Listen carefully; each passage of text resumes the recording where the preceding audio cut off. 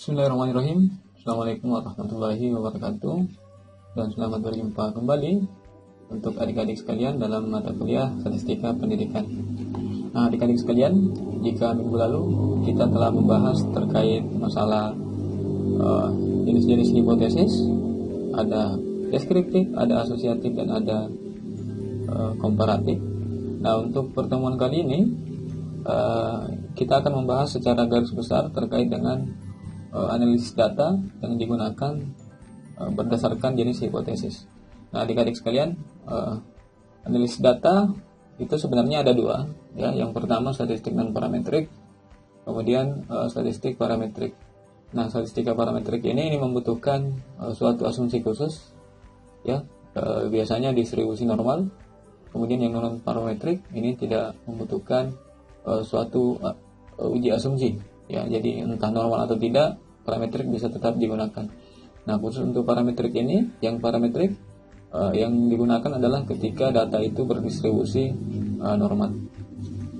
Nah, baik adik-adik sekalian, sebenarnya dalam mata kuliah ini saya ingin membahas yang ada di gambar ini tentang flowchart for selecting common used statistical test. Artinya flowchart bagaimana cara memilih secara umum terkait dengan tes statistik untuk menguji hipotesis.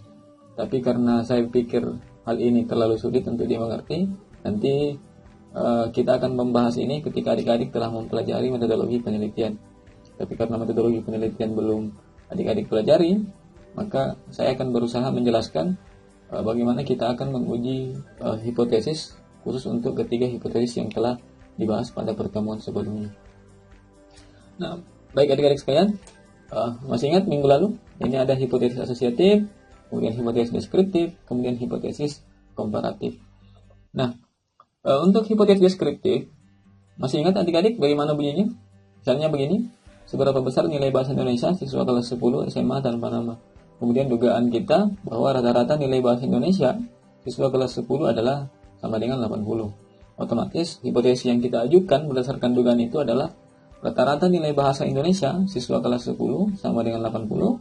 Kemudian yang menjadi H1-nya atau H alternatif itu adalah rata-rata nilai bahasa Indonesia siswa kelas 10 tidak sama dengan 80. Nah, begitupun dengan hipotesis statistiknya. Nah, yang menjadi pertanyaan adalah yang mana yang mau diterima? Nah, dalam statistika pendidikan yang akan kita bahas di minggu depan, insya Allah, kita hanya akan mempelajari terkait dengan data interval atau rasio terkait dengan uji hipotesis deskriptif. Jadi misalnya yang seperti ini, mungkin adik-adik masih ingat bahwa hipotesis statistik untuk hasil belajar itu sama dengan merupakan data interval, ya. Sehingga dalam hipotesis deskriptif yang akan kita lakukan hanya terkait dengan masalah one sample t-test. Jadi datanya yang akan kita pelajari adalah data interval atau rasio. Jika dia berdistribusi normal, jadi artinya kita harus melakukan uji normalitas terlebih dahulu yang akan adik-adik pelajari setelah video ini. Apabila datanya berdistribusi normal, maka kita akan menggunakan one sample t-test. Nah, ini akan kita pelajari minggu depan terkait dengan one sample t-test. Nah, apabila datanya tidak normal, ada yang mengatakan bahwa asumsikan saja normal, ya.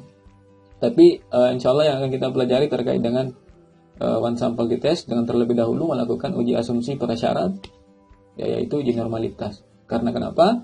One sample t-test ini masuk dalam bagian statistika parametrik, sehingga kita harus melakukan uji normalitas terlebih dahulu.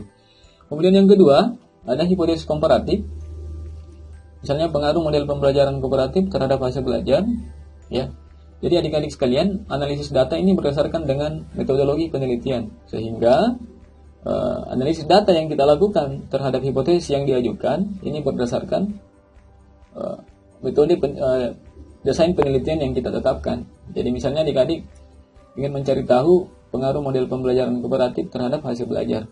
Nah, dengan menggunakan desain seperti ini, satu kelas, artinya apa? Yang akan kita bandingkan adalah sebelum dan sesudah, ya. Jadi yang kita bandingkan di sini, yang kita komparasikan adalah kelas 10.1 sebelum diberikan model kooperatif dan setelah diberikan model pembelajaran kooperatif. Jadi pretest dan post-test yang kita bandingkan, komparasikan.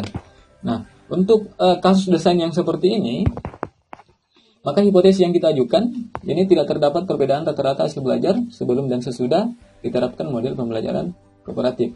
Ya. Kemudian H1-nya terdapat perbedaan rata-rata hasil belajar siswa sebelum dan sesudah diterapkan model pembelajaran kooperatif.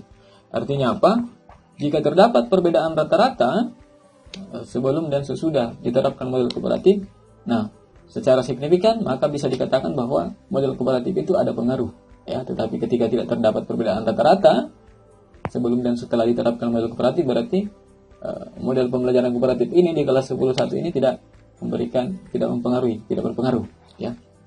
Nah, untuk kasus desain yang seperti ini, kita menggunakan satu kelas yang kita bandingkan pretest dengan posttest, maka yang kita gunakan adalah ketika datanya berdistribusi normal, maka kita harus mencari tahu dulu di antara pretest dengan posttest ini apakah dia berdistribusi normal. Nah, ketika dia berdistribusi normal, maka yang kita gunakan adalah paired sample t-test atau sampel berpasangan. Kenapa dikatakan sampel berpasangan? Karena antara pretest dengan posttest ini itu berhubungan. Hubungannya kenapa? Karena kan cuma satu kelas. Berarti yang memiliki pretest dia juga, yang memiliki posttest dia juga. Maka dikatakan sampel berpasangan. Nah, kalau datanya tidak berdistribusi normal, ketika adik-adik mencari tahu, menggunakan uji normalitas, menemukan tidak berdistribusi normal, maka yang kita gunakan adalah mean whitening untuk hipotesis komparatif dengan desain seperti ini. Nah, kemudian kemungkinan kedua, ketika kita sama mau judulnya, pengaruh model pembelajaran kooperatif terhadap hasil belajar, tetapi desain kita menggunakan dua kelas. Kenapa menggunakan dua kelas? Yang satu diterapkan model kooperatif, yang satu tidak diterapkan apa-apa. Kenapa demikian? Karena sesuatu itu dikatakan bisa lebih meyakinkan kalau memiliki pengaruh ketika ada pembandingnya. Nah, makanya desain kita menggunakan dua kelas. Sekali lagi, ini akan adik-adik pelajari di semester depan, metodologi penelitian. Nah, kita lihat desainnya. Yang pertama ada kelas 11.1 diajari model kooperatif, kemudian kelas 10.2 tidak diajari dengan model apa-apa atau model konvensional. Maka hipotesis yang kita ajukan adalah jika terdapat perbedaan rata-rata hasil belajar siswa yang diajari menggunakan model kooperatif dan model konvensional untuk H0. Kemudian H1, terdapat perbedaan rata-rata hasil belajar siswa yang diajari menggunakan model kooperatif dan model konvensional. Nah, ketika ada perbedaan, maka dikatakan model kooperatif ini memiliki pengaruh. Tapi ketika tidak ada perbedaan, maka dikatakan tidak ada pengaruh.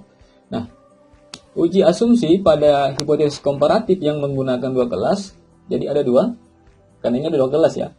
Pertama, uji normalitas, kemudian yang kedua, uji homogenitas. Akan adik-adik lihat setelah video ini. Nah, uji normalitas dan uji homogenitas. Ya, karena kenapa? Dalam hipotesis komparatif yang menggunakan dua kelas ini, itu akan beda cara menganalisis datanya ketika dia normal tetapi tidak homogen, dan dia normal dan homogen.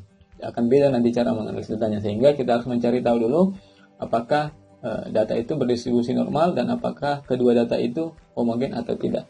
Nah, sekarang ketika datanya normal, maka kita menggunakan independent sample t-test, ya.